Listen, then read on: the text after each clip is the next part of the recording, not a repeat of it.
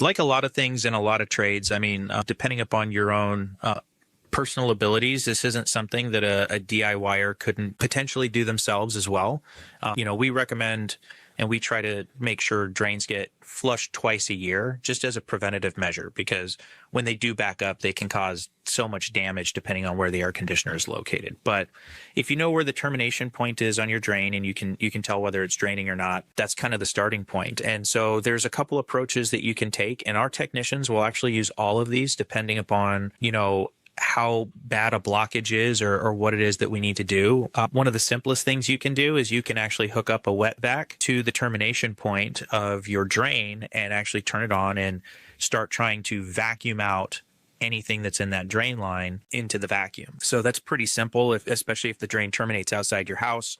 And a lot of times if there is a blockage, you'll actually hear that blockage clear when the vacuum pulls it through. Just don't try and blow anything into the system. Correct. If it is blocked and it comes up, that's going to get all over your coils, and now you've just killed, you've reduced the efficiency of your air conditioning unit. Absolutely. So if you're working from the outside in, you definitely want to make sure you're vacuuming, not putting any pressure back into the system. But one of the limitations is you do have to make sure there is actually water in your drain line.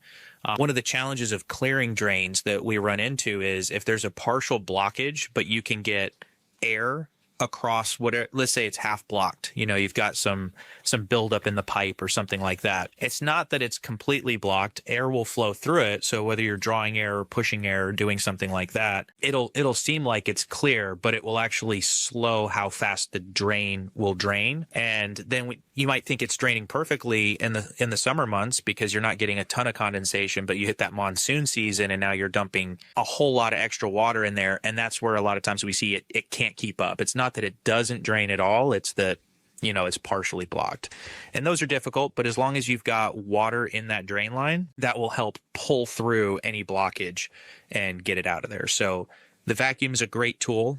If you're on the inside where the unit is, we will usually use pressurized air. You can use CO2. We use nitrogen because we use nitrogen in a lot of the things we do in the trades, but you can use high pressure gas. You could even use an air compressor if you've got one in your garage. That's from the top down. From the top down. And in that case, if it's in the cabinet, okay, that's a lot easier. But if you're having to crawl into the attic, that's obviously adds some complication, but that's where you want to use the air compressor from the inside, blowing it out. Correct. And one of the things you want to avoid is you're going to have a vent on your drain. That's supposed to be there. It's a little standpipe that sticks up right after the trap. You do not want to blow pressurized air into the vent because the trap will be closer to the unit than the vent. And anything caught in that trap, to what you said earlier, it's going to blow that right back into your unit. And it may drain for a moment, but as soon as all that sludge drains back into the trap, it's going to be clogged again. And so that's where we like to have a union or a way to disconnect the drain from the unit right at the unit, because that allows us to pull the trap away from the unit and clear all of the sediment that collects in there out to the termination.